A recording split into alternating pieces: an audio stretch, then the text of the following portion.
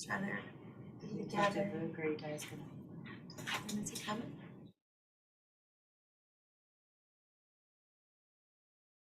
I never want to go on him again because we had a different case. Did you see it?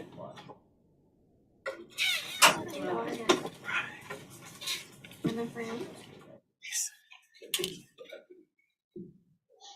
All right, we'll go ahead and call this meeting to order. This is the March 21, 2023 meeting of the City of Charleston Board of Zoning Appeals Zoning. Present here this evening, we have a full board: Allison Grass, Howell Morrison, Robin Richards, John Bennett, Bill Goodwin Jr., and Chappie McKay, and me, the chair, Jeff Tibbles. Present from the planning staff this evening are Kenny Ashby and Omar Muhammad. These proceedings are being recorded, and we ask that those who speak identify yourself for the record, please. We will conduct this meeting in the usual fashion. We will first receive information from city staff about the application and their recommendation. If the recommendation is favorable and no one objects to the application, the matter is uncontested. The Board of Zoning Appeals usually, but not always, approves uncontested applications. For all applications, the board reserves the right to ask questions of the staff, applicant, or others in attendance prior to rendering a decision. If, however, the city recommends against the application or there is opposition to the application, we treat the application as contested. Hear from the applicant and anyone else who is in favor of the application.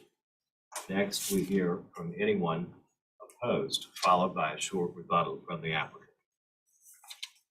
We then close the public hearing portion of the meeting for that particular application and open discussion to the Board of Zoning Appeals members only. We will then make a decision to approve with conditions, or deny the application. The Board of Zoning Appeals Zoning has the authority to do three things. Number one, hear appeals to decisions of the zoning administrator. Number two, grant special exceptions, a fact-finding function of the board. Number three, grant variances to the zoning ordinance if the application meets the hardship test outlined in section 54-924 of the ordinance. The board may deliberate and make a final decision on a matter by majority vote of members present at the hearing and qualified to vote, provided that not less than a quorum is present and qualified to vote. However, an affirmative vote of 2/3 of the board members present and voting shall be required before a use variance may be granted. For a variance to be granted, the Board of Zoning Appeals must make the following findings. A, that there are extraordinary and exceptional conditions pertaining to the particular piece of property. B, these conditions do not generally apply to other property in the vicinity.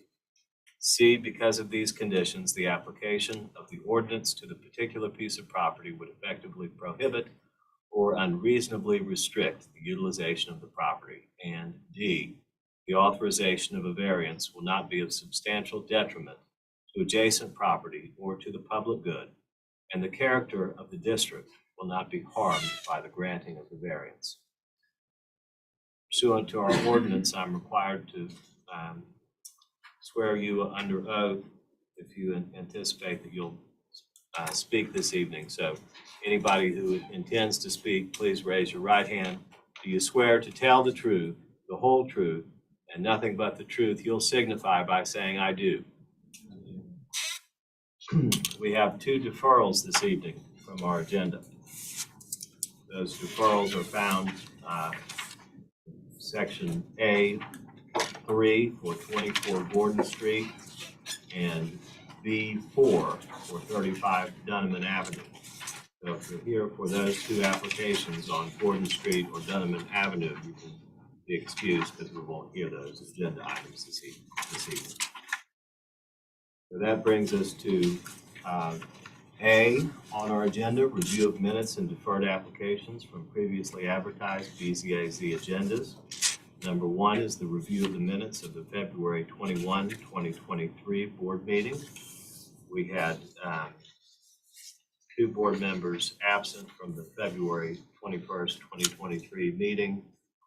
Those were Hal Morrison and me. So we do have a quorum of members who attended this meeting who can vote to approve these minutes. So those are in your meeting materials. Do I hear a motion? Sure.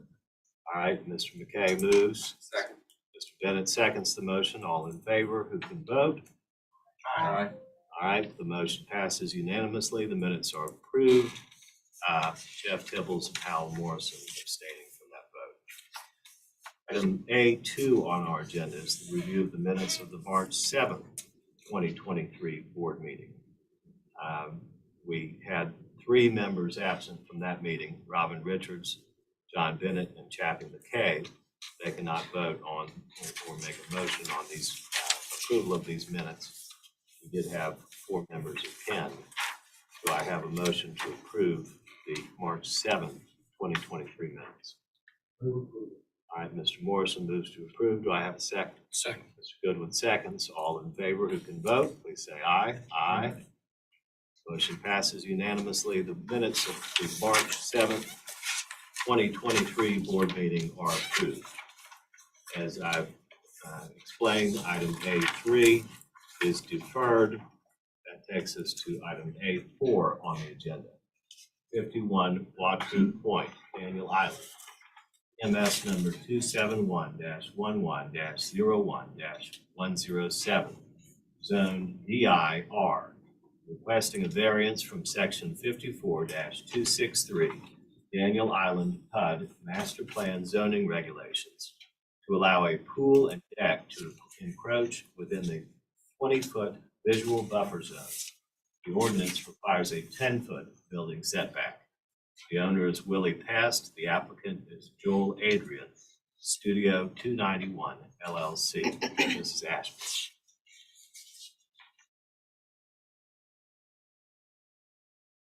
As it is read on the agenda, this property is on Daniel Island. And Daniel Island is under a master plan development. So all development on Daniel Island are covered by certain restrictions, conditions, and guidelines. This is an aerial view of the property. This is the zoning map. And focusing on the zoning map, these lots are oddly configured, and they all back up to marsh. This lot in particular may be if not the smallest, but one of the smallest lots, and I think it's the smaller of all the lots on this side of the Watru Point. The applicant has submitted the application, and this is a variance, and he has also submitted his reasons to show how this lot suffers a hardship, and it has met the merits of the variance test. These are the plans, and I believe this might be the original survey, the existing. Thank you. And what has happened to this lot over a period of time, the critical line has moved inward to the lot. So we have a lot now that has more wetland that has affected the highlands. So any addition, any kind of enlarging of this house gets into what we call the visual buffer zone. The Daniel Island PUD regulations has a condition that there has to be a 10-foot building setback from the visual buffer zone. The additions proposed to this lot encroaches into that buffer. This is why this application is before us, to allow these additions because of the existing condition of the lot, which has shrunk in terms of its highland. The applicant feels that this lot suffers a hardship. The applicant is here, Mr. Adrian. Thank you. Thank you. So I'll start with saying that we are thrilled and not sure about 78 acres for the fourth time. At a different project. So 51 Watru, this started a couple of years ago, probably right at the beginning of COVID. Met with the owner. He wanted to do a pool and a small porch off of his master bedroom. And if we can go to, this is where it is. Okay, so looking at this, this is the master suite, this rectangle here. And so our addition is this little porch, of which that corner extends into the 20-foot buffer. And then we're doing this pool deck, which is all compliant, except for this triangle piece right here. This area is 85 square feet, this area here is 24 square feet. So a very minor encroachments into that 20-foot into the buffer.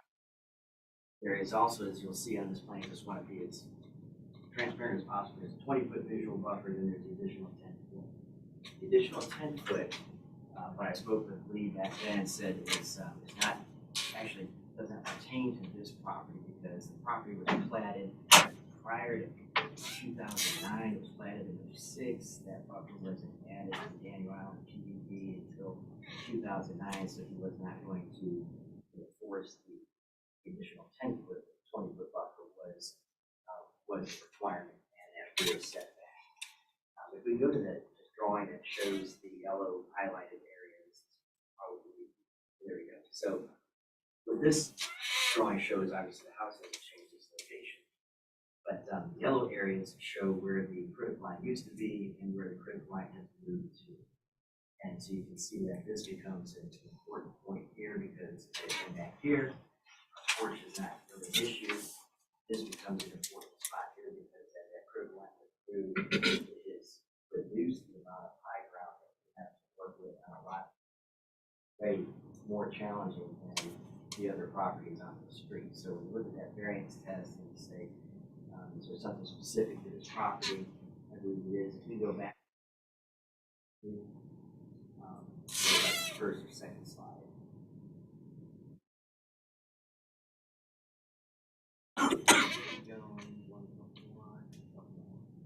Before the application, there we go. So we look at this section of walkthrough, you can see that this lot is definitely shaped differently than everything else around it. And it may not be the square foot, but it is the narrowness of that property. And the original architect, how they had to work with that initially, and then times change, people cause change, and people want to make improvements to allow for them to live and enjoy and use the property. When we look at the sizes of these other lots, you can see that it is definitely different shapes in the other areas. So I believe the first item is met. And the second, does it create any sort of, does it harm the district or the neighbors? We have letters of support from these 3 neighbors. This is the only one that is potentially impacted by the improvement that Mr. Cuss wants to make on that house. He issued a letter of approval of support with some conditions that my client has agreed to. This person here goes straight across. They don't have an angle at what was going to be done, and then nobody else can see these improvements in this very yard. So I think that we do have an application that meets the requirement for the variance. Very minor change to it. When we go back to the next slide, it shows that it is 24 square feet in this corner and 85 square feet of. This is the only area that's actually elevated. This area is coming off of the first floor of the house, elevated. This pool decking is 30 inches off the grade, so it's not a large nuisance or issue with any vision from their property outside of this. So I guess I should leave it there, and then I'll take questions if you don't have any questions. Is there any opposition to this application on walkthrough point? So there's no opposition. Ms. Ashby, does the city support this application? No, Mr. Tibbles, even though we do have the letters of support, as Mr. Adrian stated, the city's recommendation is not to support this application. And the reason being, even though their encroachment may not be that significant, based on the variance test, these are areas of amenity. They're not like heated areas, a bedroom, bathroom, or anything like that. So it's hard to show hardship for an amenity. Looking at the true nature of the variance test, exceptional and extraordinary, and these conditions do not apply to other properties in the vicinity, and can you not make reasonable use of the property?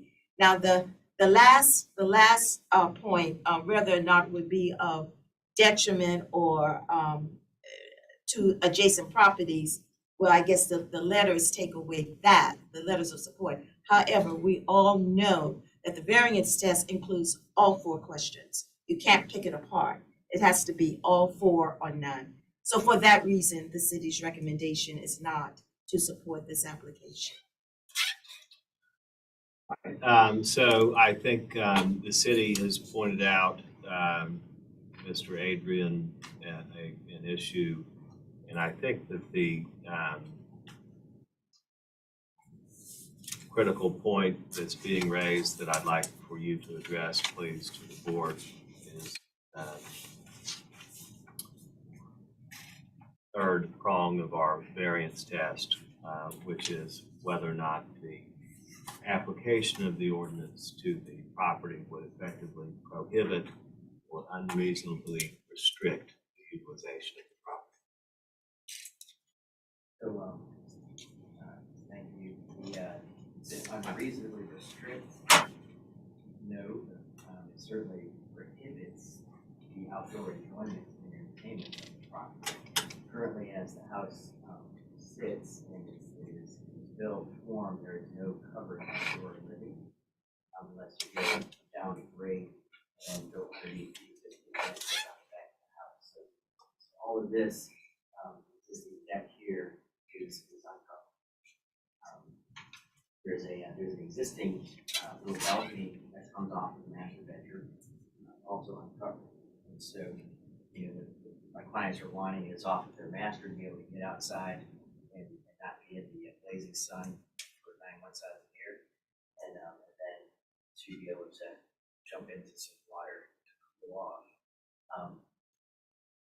So is it unreasonably restrict?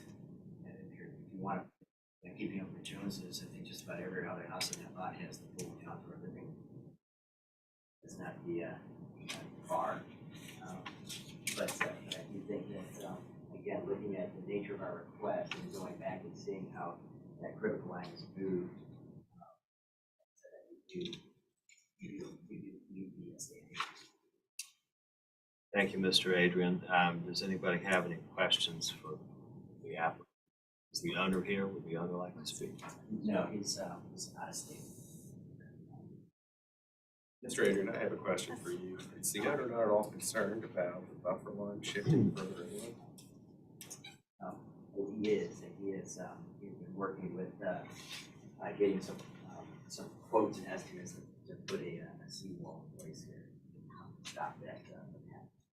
When was the original buffer line established? I guess it was been established maybe 06. I think that my property was originally platted in 06, and it was in When would it have shifted? When was that redefined, I guess? Oh, so it was 2020 that we had a reserve. I just wanted to ask, did you have to get approval from OCRM or anyone in Daniel Island, on Daniel Island? So Daniel Allen has requested that y'all's approval, that they would move walls.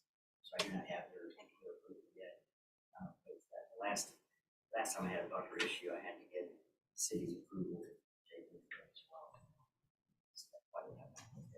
OCRM, I don't know that they have to get we got the line certified. I don't know that there's a separate approval from that jurisdiction.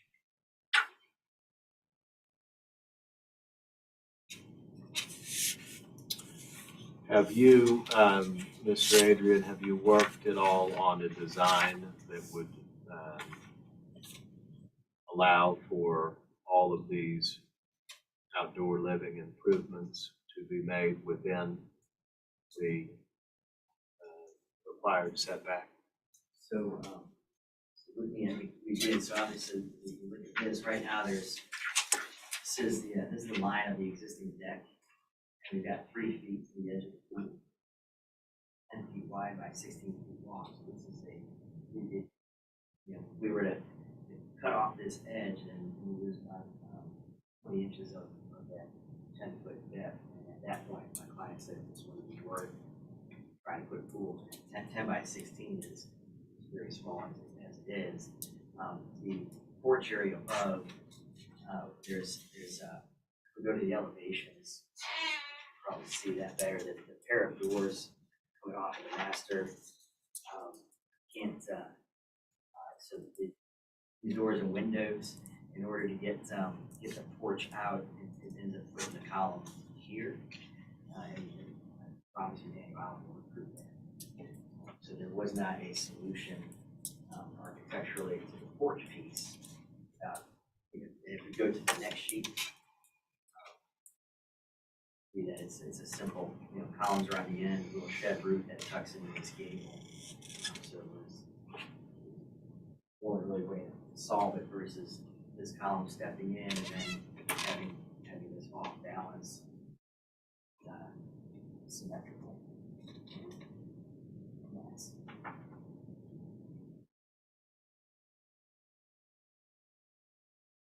All right, further questions for Mr. Adrian while he's here? Looking at your drawings, when I look at the lap pool and then your 3-foot setback, you get the awning, is that intended that that's going to be open space under there, an exterior kitchen? Underneath would be used as some outdoor living. So that's all outdoor living. So now we have a new hard wall on behind that. And that wall exists. So right now, this cedar shake siding, that board back is all there. In the garage is a drive under home. So I was looking at your drawing A2.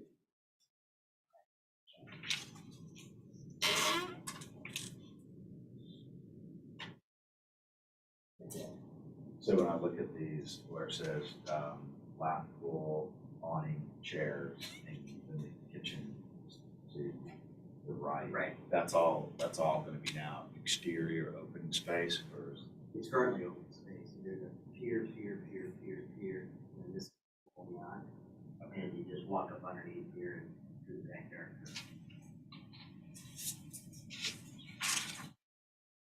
So we're just gonna utilize that space underneath, because I can't shut the pool.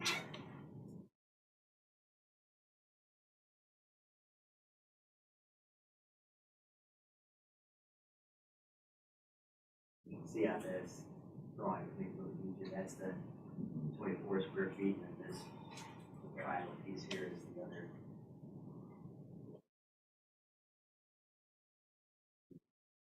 greater at that elevation? It's gonna be 30 inches up higher, because that yard slopes pretty significantly to the marsh. That 30 inches will put it at the grade back here, so this stays out and then just a hard wall there.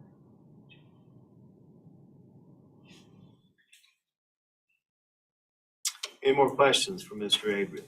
How have y'all documented to the immediate next door neighbor your agreement with these conditions? There's email that went back and forth, and the email was forwarded.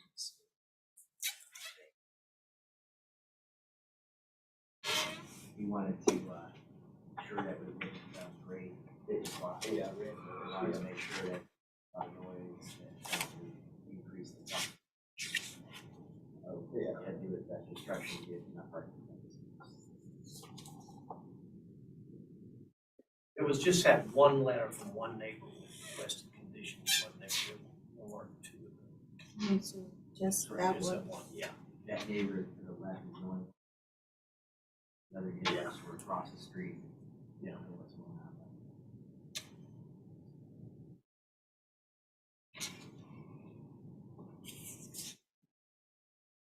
on. Mr. Morrison, for your question, the email is attached to the materials and it does provide conditions from a certain Bill Moffett. I don't know if Mr. Moffett is here. He has a number of conditions for his support.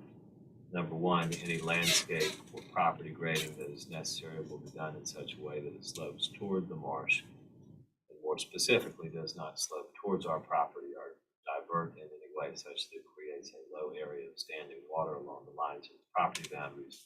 Number two, the proposed outdoor shower will be furnished with a trellis or similar type overhead covering to prevent unfettered aerial viewing. Also, I would presume that only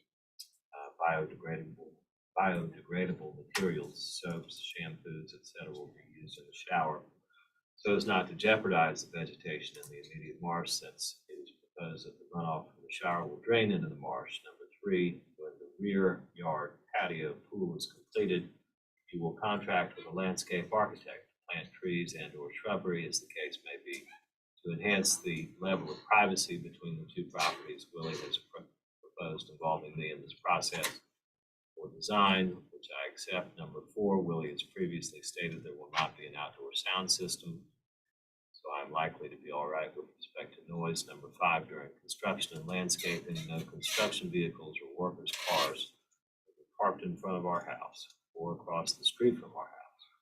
It's very hard to get into our driveway with cars on the opposite side of the street.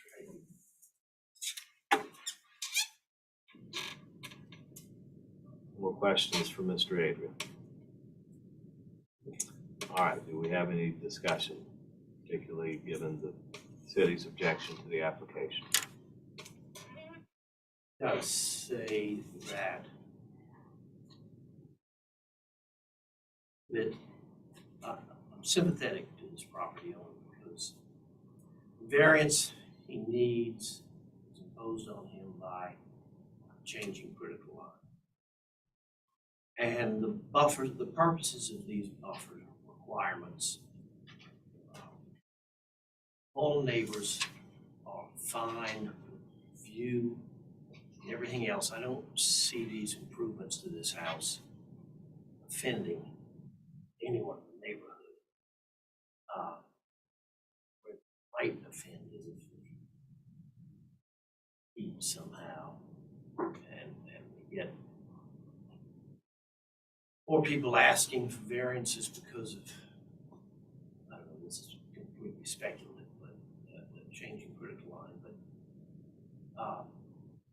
it'd be one thing if this variance request was bothering anybody.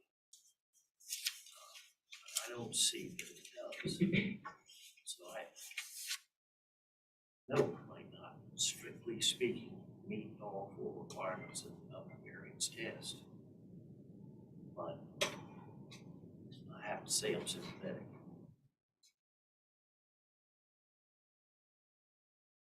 And I mean, I can see your point completely. I guess the way I'm looking at it is not so much as bothering any of the neighbors. It's more of the critical line protecting the wetlands, the marsh area. And that's what concerns me is even some of the language in the email was make sure it all goes to the marsh and those kinds of things. And I feel like the critical line is really there to help establish some of those protections. And that's my only concern. I have to agree that a shifting critical line is speaking volumes about what's going on. So if it shifted from 2006 to 2020, there's a possibility it's going to continue to do that. We are adding infrastructure into that area. And there's a reason why you got to stay away from it. So that's a major concern.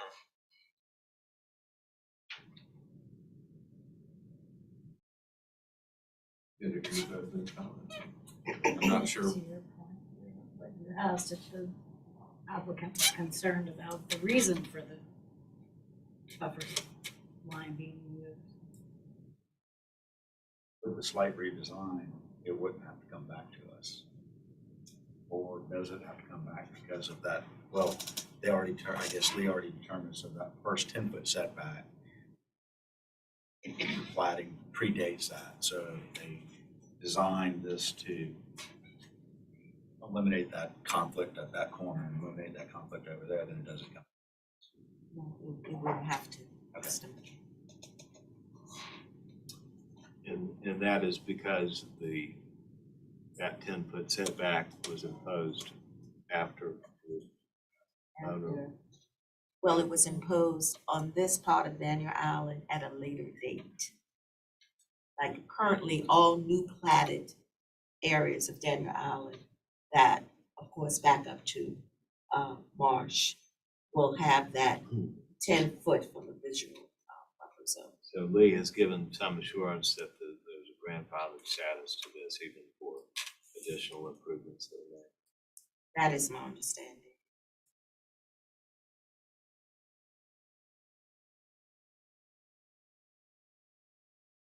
And then go back to 2020.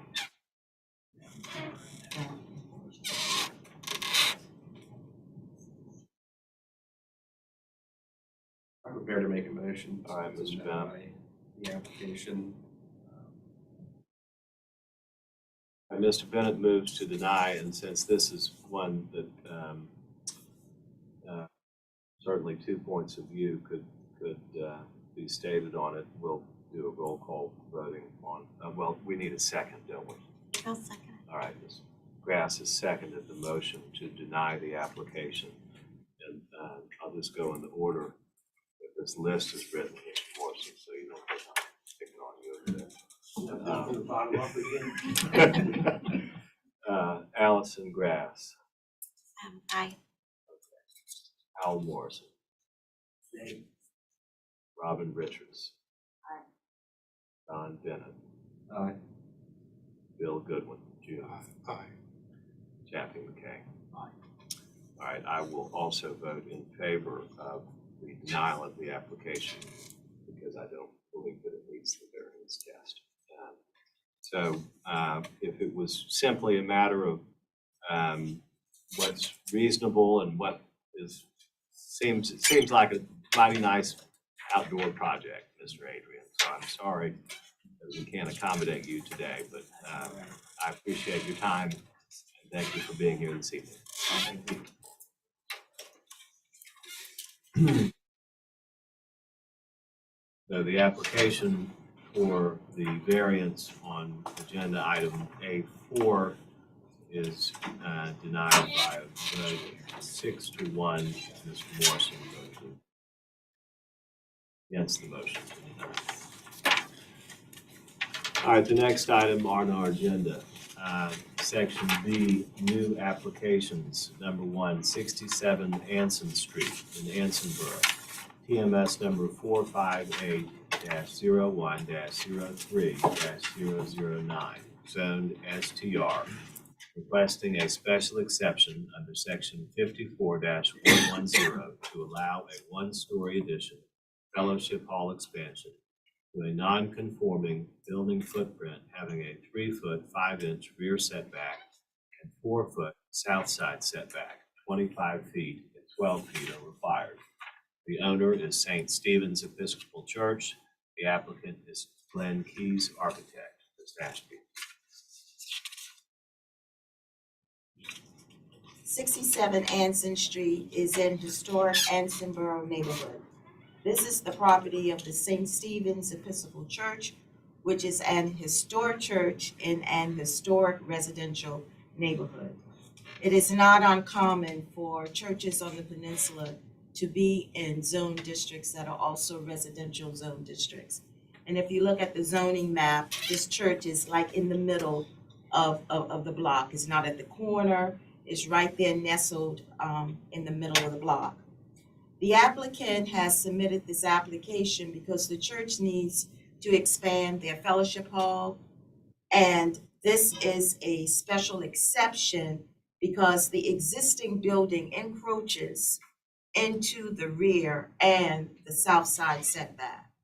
So we have the explanation from the applicant that explains why this is a special exception request. It is a request under section 54-110, which talks about non-conforming uses.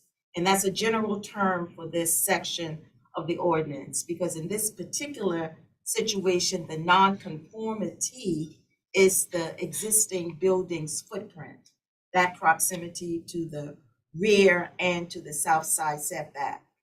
The plans proposed to this fellowship hall is a one-story addition. The proposed addition will match the height of the existing building. Just a little background, there were other plans that were presented to the city zoning administrator for review to this building. And after very, very careful reconsideration and review, conversation with the neighborhood, most particularly, and you will see later, the neighbor and owner at 56 Society Street, the plans are now this one-story addition, which will occur on the north side of the church, so no adjacent properties will be impacted with regards to the light or airflow or drainage issues. And the slides show this addition is highlighted, this one-story little infill type of addition. And I believe we have the elevation drawings. This expansion is really rather modest for the use of a fellowship hall, especially when it pertains to a church, because that's where lots of gatherings occur. And they need more space, but they have been very sensitive to the extent of that space. The letter on the screen is the letter of support from the owners of 56 Society Street. The depth of the property at 56 Society actually extends to the extent where that fellowship hall is right there at their property line. But because it is such a sensitive addition, it's a one-story addition, the addition does not have, it has an impact, but it doesn't have an impact that is adverse. And that is why we have this letter of support from the owners at 56 Society Street. We believe that the proposed addition is not an unreasonable intensification to a non-conforming building's footprint. This footprint that encroaches into the rear and the north side property lines. City's recommendation for this application is for approval. Thank you, Ms. Ashby. Do we have any opposition this evening for the application at 67 Anson Street? All right, there's no opposition. Do we have the owner or applicant here to speak? Yes, sir. Is there anything you'd like to say to the board? Then he from the architect project, and met with George Hanson Borough, the board has support. What we can do to the most effective manner. I think it's a pretty modest addition, and it will greatly improve the usability of the facility. Mr. Keys, anybody have any questions for Mr. Keys or for the city? Anybody have a motion? Let's see, I'm not sure who got there first. Mr. Richards. Mr. Richards moves to approve. Do I have a second? Mr. Morrison seconds the motion. All in favor, please say aye. Aye. Any opposed? None opposed. The motion passes unanimously, and the special exception is granted. Thank you, Mr. Keys. Next item on our agenda, under B, Section B, new applications number 2, 101 Cooper Street, East Side, TMS number 459-05-03-013, zone DR-2F, requesting a special exception under Section 54-501 to allow construction of a single-family residence on a lot of insufficient size. Lot area is 1,908 square feet, 2,500 square feet required. Requesting a variance as well from Section 54-301 to allow construction of a single-family residence having a 52% lot occupancy, 50% limitation. The owner is Arthur Lieberman. The applicant is Hobcall Rentals, Rob Sims. Mrs. Ashby. Okay, the first slide, this is an overview of this lot. This is in an area, and the next slide will show, this is in an area on the east side of redevelopment. We've had properties in this area that have been rezoned to accommodate larger densities, as you can see by that first slide. A lot of multifamily units, and then we still have nestled within this existing neighborhood lots that have been historically lots of insufficient size. The zoning of these lots to the south and to the east and just a portion of the west are residential zone lots. The lots to the north, and it also encompasses part of the west side of this area, are commercial zone lots. So the larger, denser developments are on those lots that are appropriately zoned for multifamily. So the plans proposed for this lot of insufficient size, is appropriate. The house is a modest house. It will meet the required setbacks and the parking requirement of two cars. The two issues with this lot is the city zoning ordinance has an ordinance that addresses any lot in a specific zone district where the minimum lot size is not being met. And this is the case with this lot. This is a zone district DR2F. The minimum lot size is supposed to be 2,500 square feet, and this lot is less than that. So this ordinance gives that diversity that the city likes to maintain, mixture of housing stock, where we don't want these lots to remain vacant. We want them to have the opportunity to be built upon. But in doing so, we have to look at what is a reasonable home. And in this case, we feel that this house is reasonable. If we can look at the front floor plans. On the ground level, it's an elevated house because it is in a flood zone. So in order to meet parking, parking will be underneath on the ground floor. And the access to that parking is, I believe, off of Nassau Street.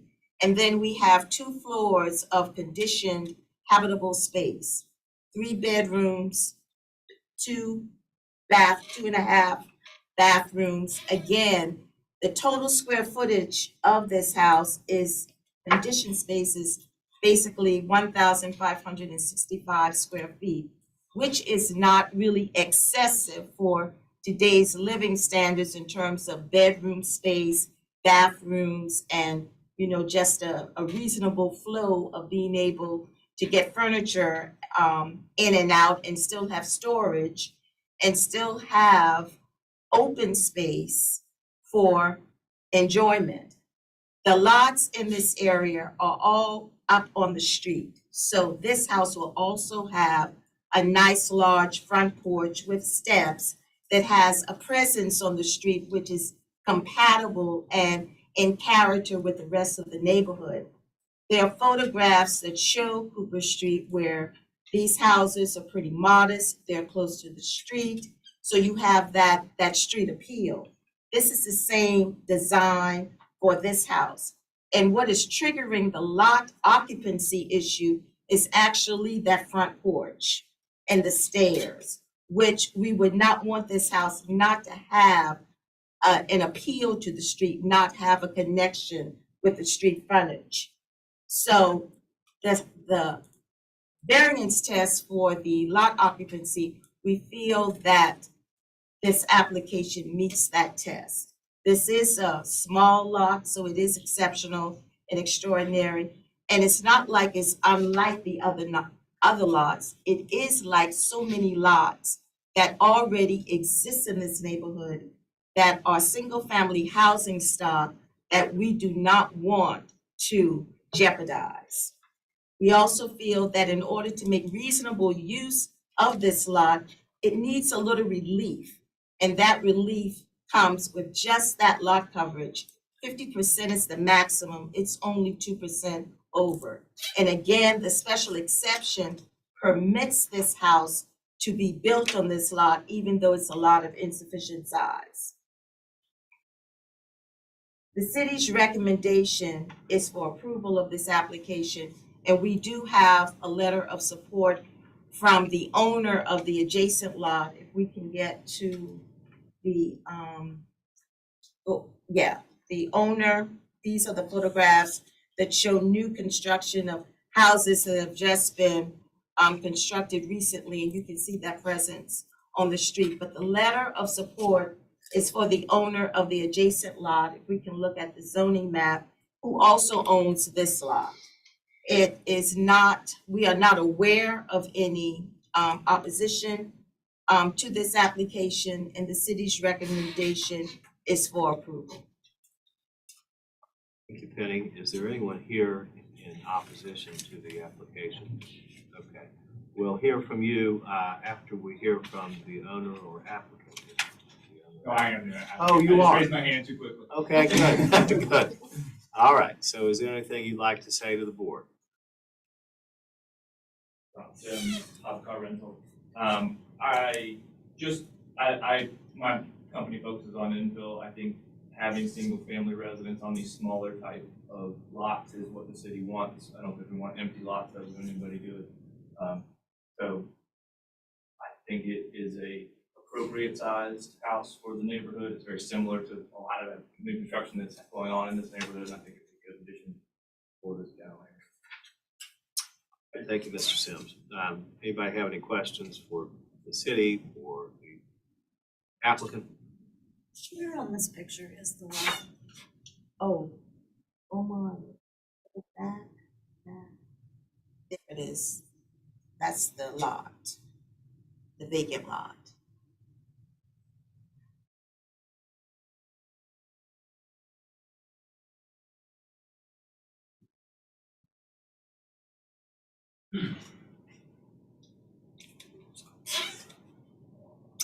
Any further questions, discussion, your motion?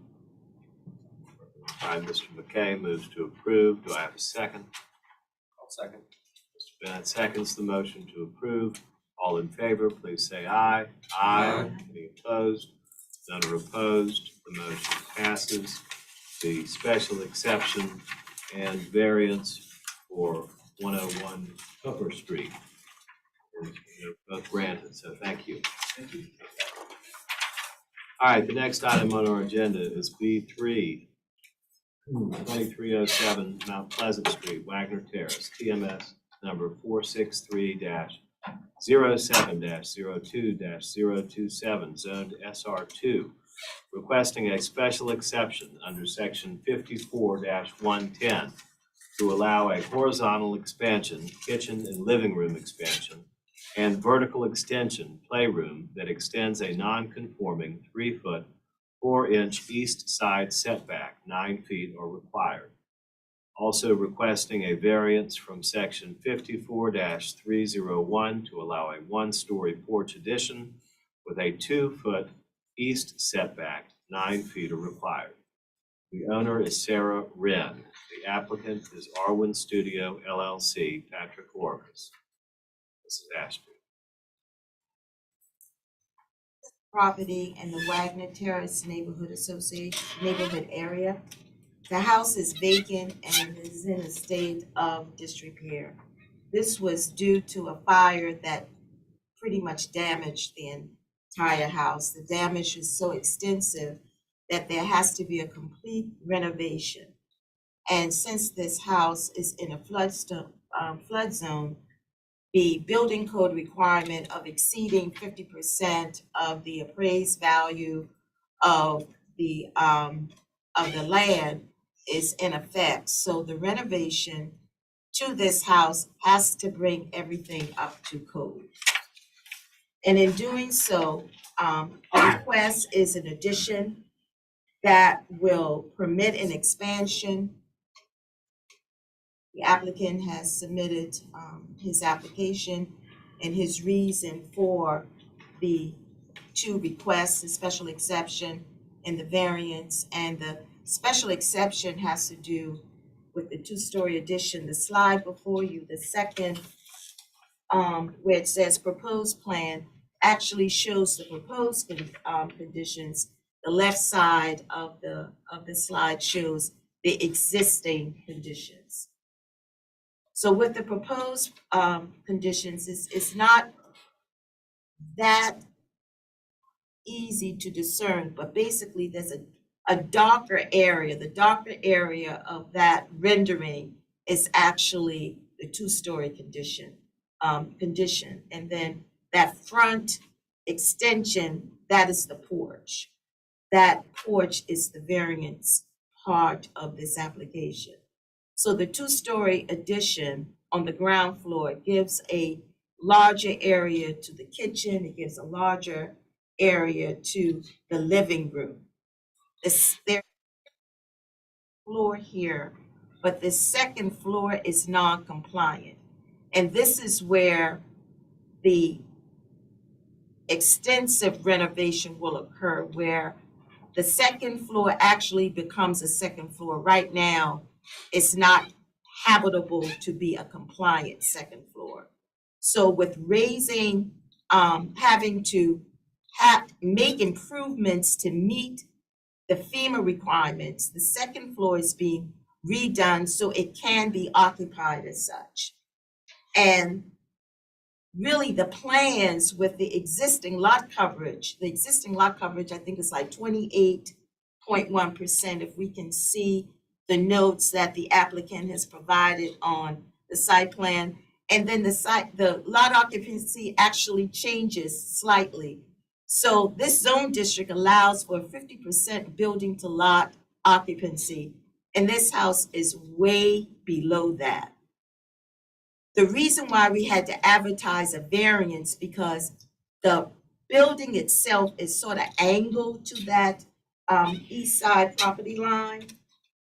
The corner of that porch that encroaches more into the setback than what we have today. And that is why we had to advertise the porch. Otherwise, everything would just be under the merits of the special exception, having to do with whether or not what is being proposed is an unreasonable intensification. The city's review is that the intent of the special exception 54-110 and the variance test is being met. This house has to be renovated. It's had a fire, it's in a flood zone, and everything has to be brought into compliance. And the owner has secured the support from the owners. The owners at 72 Clemson Street and the owner at, is the next, yes, and the owner at 2301 Mount Pleasant Street. These are the two adjacent property owners that would be affected by the proposed construction. And with the extensiveness that, the extent of the renovations and the addition, we still feel that looking at the variance test and the special exception test, we are not getting into changing the character of the district. This is still a modest home, which that second story has to be renovated for occupancy. We are not dealing with a lot coverage issue that is so extensive, even though the renovation is pretty intensive. So we feel that the merits of the variance test and the conditions of the special exception are being met, and the city's recommendation is for approval. Thank you, Penny. Do we have anybody here in opposition to the application for 2307 Mount Pleasant Street? I see no opposition. Do we have the owner or applicant here? Yes. At Corpus Darwin Studio on the applicant here on behalf of the homeowner Sarah Wren. Thank you, Penny, for that great description. Just to touch on a couple of things, I don't think we're in a flood zone, so I don't think that flood aspect of it comes in. However, there was a fire with extensive damage. Fire damage, we are above that 50% threshold. There is an existing second floor to this house. It's currently similar to what we're proposing, a bedroom, a bonus room, a bathroom, but it is a non-conforming. So we're looking to extend that roof out to make it more compliant second floor. Hence the special exception needed for this proposal.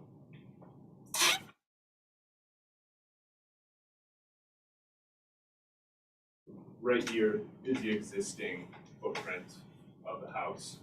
This area, the screened-in porch, currently being used as a utility room, water heater, laundry in there. So this section is not a full addition. We're actually more so enclosing what's already there. So the footprint, for the most part, maintains its current existing footprint. We are expanding front porch a little bit, all within current setbacks. If that was all we were doing, that would be great. Ins comes in at the screen porch area, extending further into that non-conforming setback. And as Penny had said, we get a little bit closer, so one more back. Right here, we're 3'4" from that property. This corner is 3'2", so it's not a big change. It's a almost imperceptible. It's a change, so we're applying for the variance. So overall, it's not too much. We are raising the back side of the roof line. We're trying to keep the front of the house small, fit in with the neighborhood. There's plenty of other types of houses in the neighborhood like this. The neighborhood Clemson Street is one recently we have this, or 2 or 3 right across the street, just around the corner of Clemson Street. Very simple types of things we have done this. I think that's how many sons it. Thank you. Anybody have any questions for Mr. Orpus? All right, anybody have any discussion, questions for the city, or is somebody ready to make a motion? All right, Mr. Morrison moves to approve. Do I have a second? Second. All right, Mr. Goodwin seconds the motion to approve. All in favor, please say aye. Aye. Any opposed? None are opposed. The motion passes. The special exception and the variance for 2307 Mount Pleasant Street in Wagner Terrace are granted. Thank you.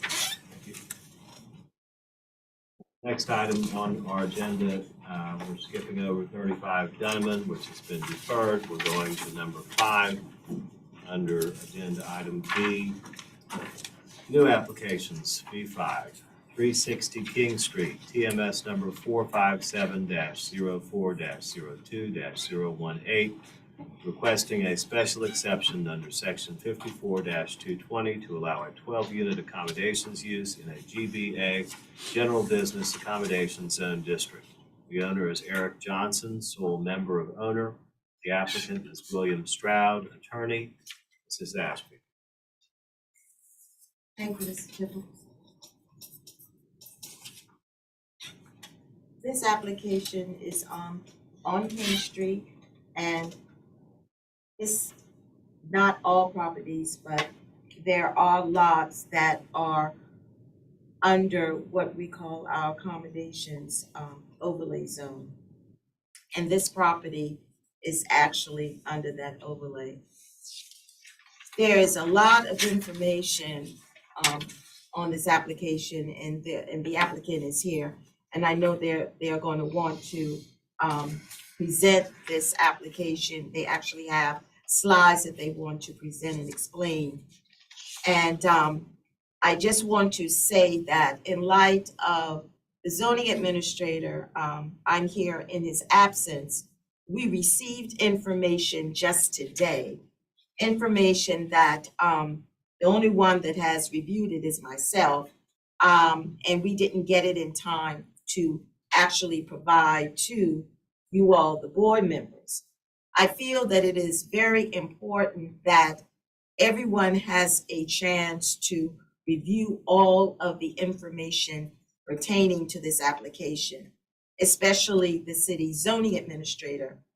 And I have spoken with the applicant, that I know that he's here, and I just feel that maybe in light of all of the information, and there is a lot of information associated with this application, and the fact that we received information today, I feel it may be more appropriate to defer this application. This is for an accommodations use, and I put before you the actual accommodations ordinance. It is a very, very detailed ordinance. You have to go through each point very specifically.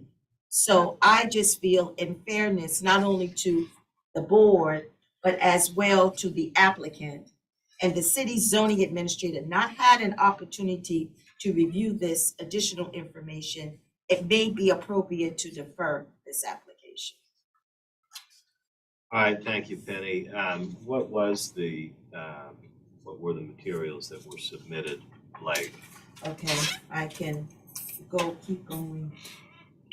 All of this you received with them addressing the variance. Okay, keep going. There are actually, there are some letters of support that we did not get until today. Also, there's a slide presentation that the applicant has submitted as well. There was also an email exchange, which I wasn't really privy to, I was just been told, an email between the applicant's attorney to the city's zoning administrator. So that review, in all honesty, has not been done by myself. Okay. All right, so is there anyone here in opposition to the application for 360 King Street? All right, yes, we'll hear from you in just a moment. We will hear from the applicant first. I assume you all are the other applicant team here. So we've heard, and I, by all means, make your presentation if you like, but we've heard from the city that their recommendation is that we defer your application to the next meeting. Do you have an objection to a deferral? I'm going to kind of make the presentation and I can do it again the next meeting.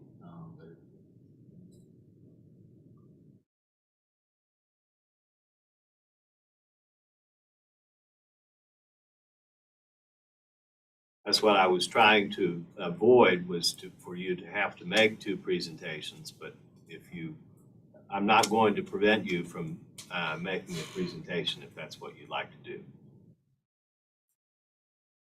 May I ask a question? You may. Is the city prepared to offer its recommendation as to approval or disapproval? Yes, the city's prepared to do that.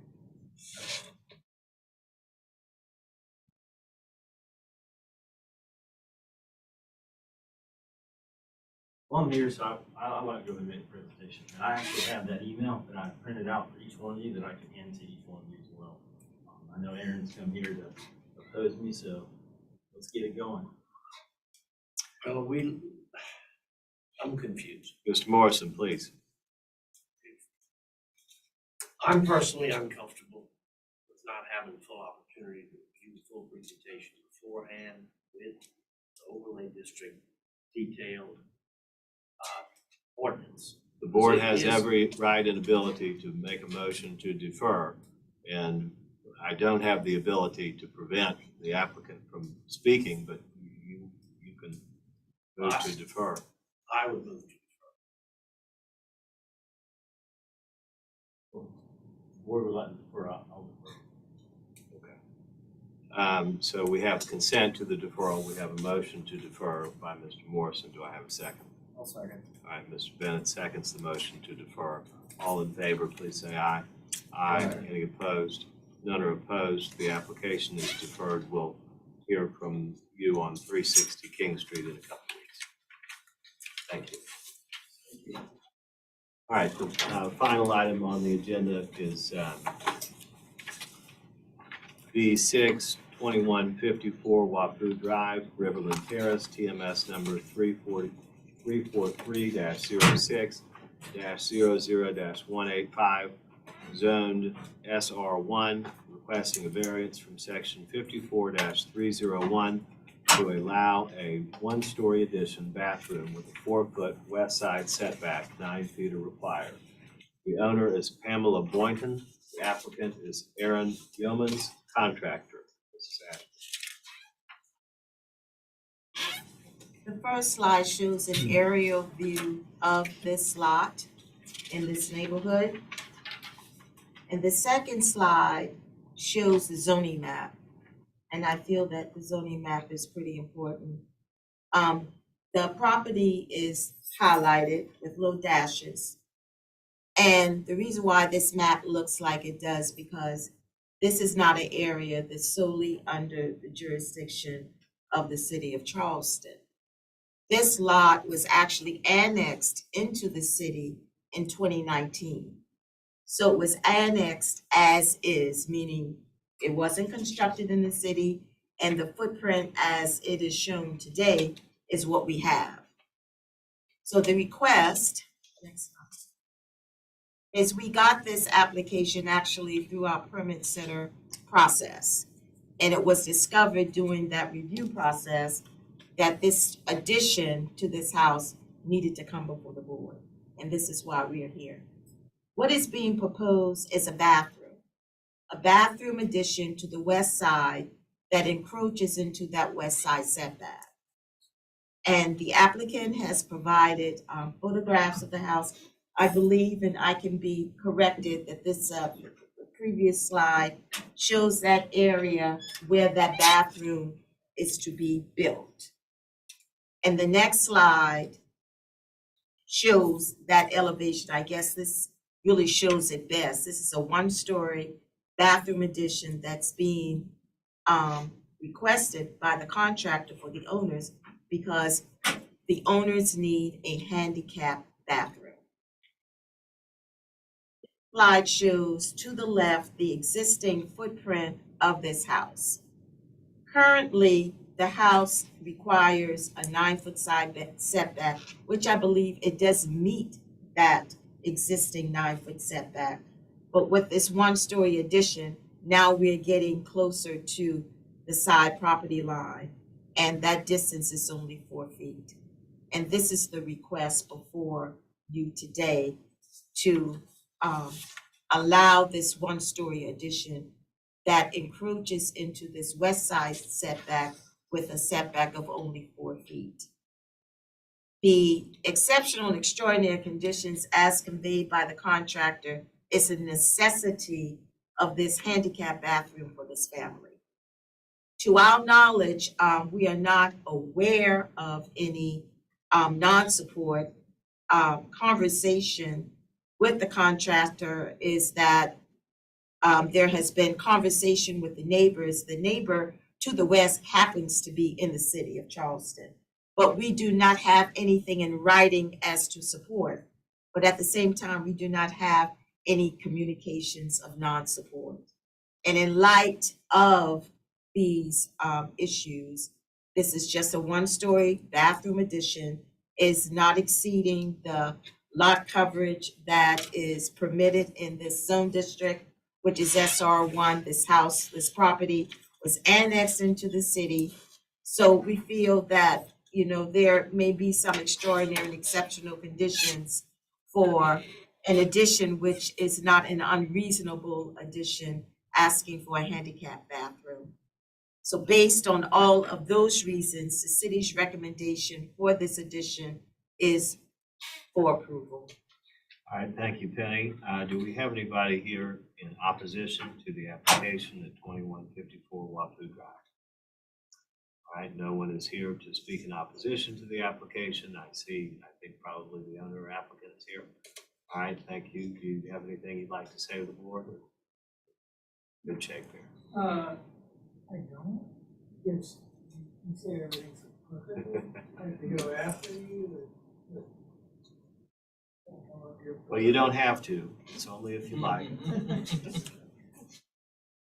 Are we prepared to make a motion? Discussion? Anybody have a question for Penny? Okay. Do I have a motion? All right, Mr. Bennett moves to approve. Mr. McKay seconds. All in favor, please say aye. Aye. Any opposed? None are opposed. The motion Passes unanimously, and the application for the variance at 2154 Wapu Drive is granted. Thank you, sir. Thank you. Meeting is adjourned. Thank you. Thank you.